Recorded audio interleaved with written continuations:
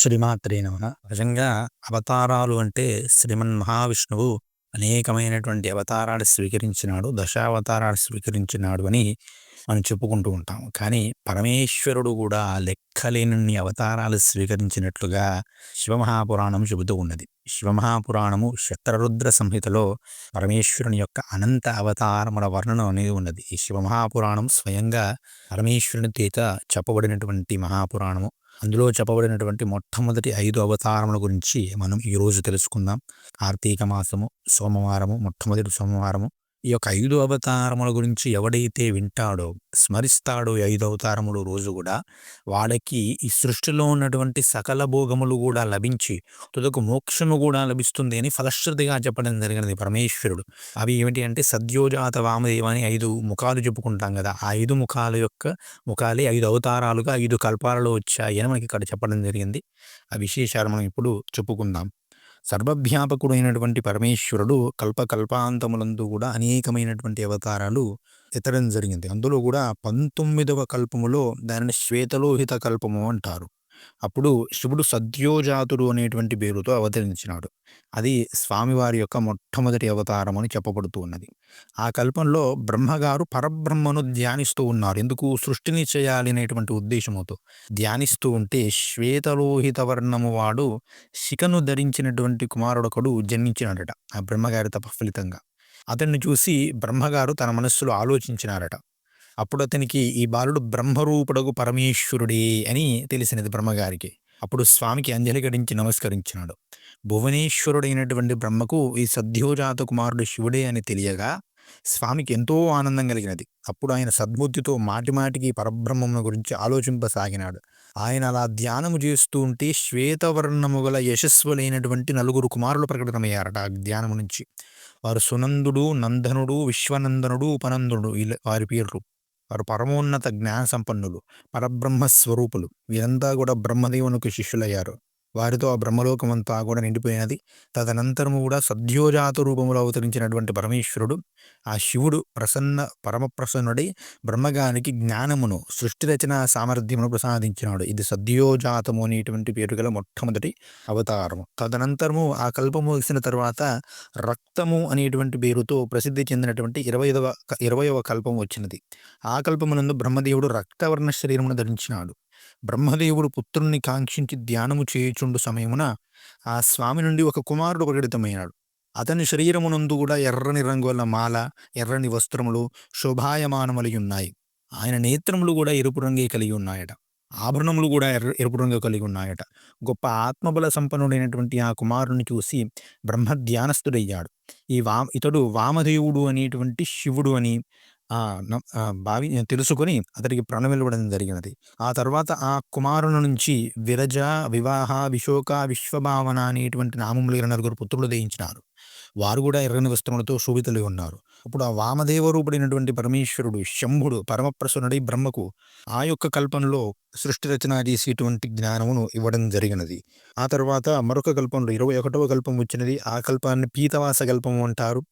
ఆ కల్పంలో కూడా బ్రహ్మగారు ధ్యానం చేసినారు. పీత వస్త్రధారి అంటే పసుపచ్చ వర్ణంలో ఉన్నారు. అప్పుడు కూడా పుత్రుడు కావాలి అనేటువంటి కోరికతో ధ్యానం చేస్తే ఆ యొక్క తపఫలితంగా ఒక కుమారుడు ఉదయించినాడు. ఆ కుమారుడు ప్రౌఢుడు, విశాలమైనటువంటి భుజములు గలవాడు. ఆయన శరీరమునందు పీతాంబరమును కనులకు మిలిమిట్లు గొరుపుచూ కూడా ధ్యానమగ్నుడైనటువంటి ఆ బాలకుడిని వచ్చినాడు. బాలకుడిని బ్రహ్మదేవుడు చూసినాడు. ఇతడు తత్పురుషుడు అయినటువంటి శివుడు అని బుద్ధి బలముతో తెలుసుకున్నాడు. అతనికి నమస్కారం చేసినాడు.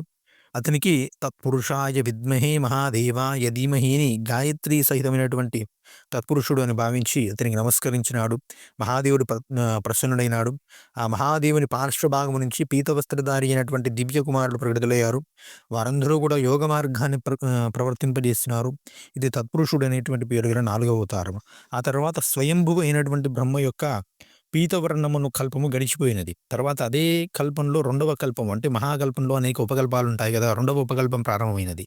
దాని పేరు శివకల్పము. ఏకార్ణవ దశ అంటే కూడా మొత్తం సృష్టి అంతా కూడా నీటిమయమైనటువంటి దశ. ఏకార్ణం ఒకటే నీరు ఉన్నటువంటి స్థితిలో సహస్ర దివ్య సంవత్సరాలు గడిచిపోయాయి. అప్పుడు బ్రహ్మగారు మళ్ళీ ఈ సృష్టి చేయాలనేటువంటి కోరికతో దుఃఖితుడై ఆలోచిస్తూ ఉంటే అప్పుడు బ్రహ్మ సమక్షమున ఒక కుమారుడు ఉద్భవించినాడు ఆ యొక్క ఆలోచనలో నుంచి. ఆ బాలకుని శరీరము నల్లగా ఉన్నదట. అతడు తన తేజస్సుతో దేదీప్యమానుడై వెలుగొచ్చుచున్నాడు. నల్లని వస్త్రములు, నల్లని తలపాగా, నల్లని యజ్ఞోపవీతములను ధరించి ఉన్నాడు.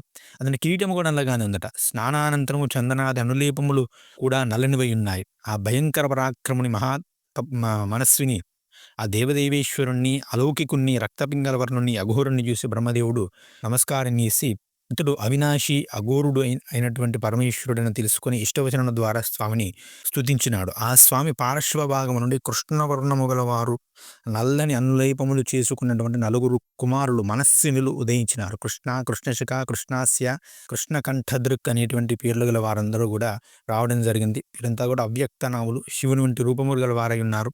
ఈ విధంగా ఆవిర్భవించి ఆ మహాత్ములు బ్రహ్మ యొక్క సృష్టి రచన కొరకు మహాద్భుతమైనటువంటి ఘోర అనే పేరు గల యోగమును ప్రచారం చేస్తున్నారు. ఇది అఘోర అనేటువంటి పేరు గల 4వ అవతారం. ఇక చిట్టచివరిదైనటువంటి అవతారము బ్రహ్మ యొక్క 2వ కల్పంలో ఉంది. అదే కల్పంలో 2వ ఉపకల్పంలో ప్రారంభమైనది.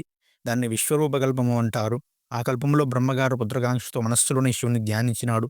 అప్పుడు గొప్ప సింహనాదమును గీసిడి విశ్వరూపయగు సరస్వతీదేవి ప్రకటితురాయలైనది. అట్నే ఆ సరస్వతీదేవితో కూడి పరమేశ్వరుడు కూడా ఈశానుడు అనేటువంటి రూపంలో ప్రాదుర్భవించడం జరిగినది. ఆయన వర్ణము శుద్ధ స్ఫటిక వర్ణము, సమానమై ఉజ్వలముగా ఉన్నది. ఆయన సకలావరణ భూషితుడై ఉన్నాడు.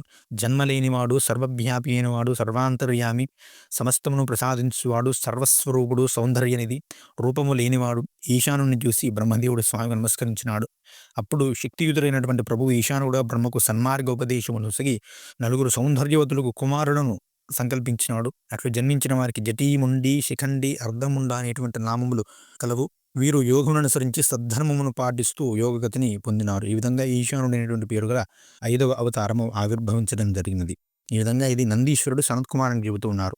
నందీశ్వరునికి పరమేశ్వరుడు చెప్పినాడు.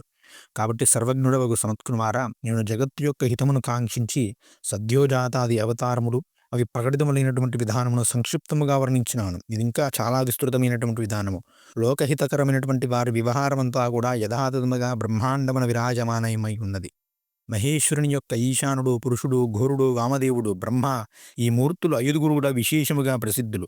వీరిలో ఈశానుడు శివస్వరూపుడు, అందరిలో పెద్దవాడు, మొదటివాడిగా చెప్పబడును. అతడు ప్రకృతికి భోక్త, క్షేత్రజ్ఞులలో నివాసముండువాడు. శివుని 2వ స్వరూపము తత్పురుష నామముతో ఖ్యాతి వహించెను. ఆయన గుణములకు ఆశ్చర్య రూపము మరియు సర్వజ్ఞులలో అధిష్ఠితుడు. అఘోరము అనేటువంటి పేరు గల 3వ రూపము పినాకదారియగు శివుడు. ఆ స్వామి ధర్మము కొరకు అంగములతో కూడినటువంటి బుద్ధితత్వమును విస్తరింపజేసి అంతరంగమును విరాజమానుడై ఉంటాడు. ఇక వామదేవుడు అనేటువంటి పేరు గల 4వ స్వరూపము అహంకారం యొక్క అధిష్టానం. ఆ ప్రభువు సదా సకల విధములకు పనులను కూడా చేయుచూ ఉంటాడు. శంకరుని ఈశాన సంజ్ఞక స్వరూపుడు సదా కర్ణములు, వాణి సర్వత్రా వ్యాపించున్నటువంటి ఆకాశమునకు అధీశ్వరుడిని, విచారశీరుడికి బుద్ధిమంతులు చెబుతూ ఉంటారు.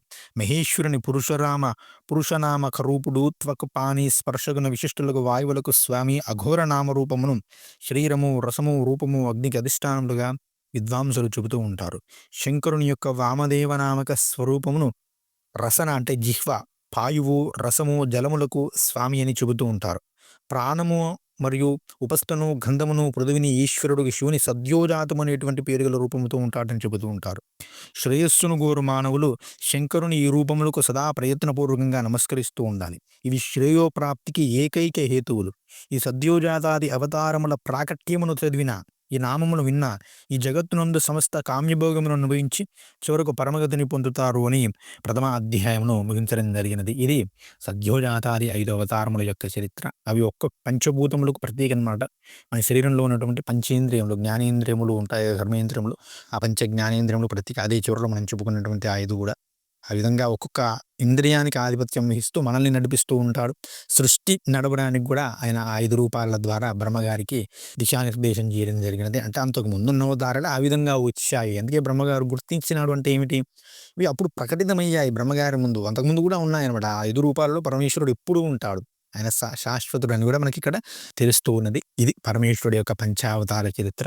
తర్వాత అష్టమూర్తి తత్వ చరిత్రల గురించి మనం వచ్చేటువంటి వీడియోలో తెలుసుకుందాం. ఈ వీడియో మీకు నచ్చినట్లయితే లైక్ చేయండి, మీ అభిప్రాయాన్ని కామెంట్ చేయండి. మరిన్ని వీడియోల కోసం మన ఛానల్ సబ్స్క్రైబ్ చేసుకోండి. శ్రీమాత్రే నమః. స్వస్తి. జై శ్రీరామ్.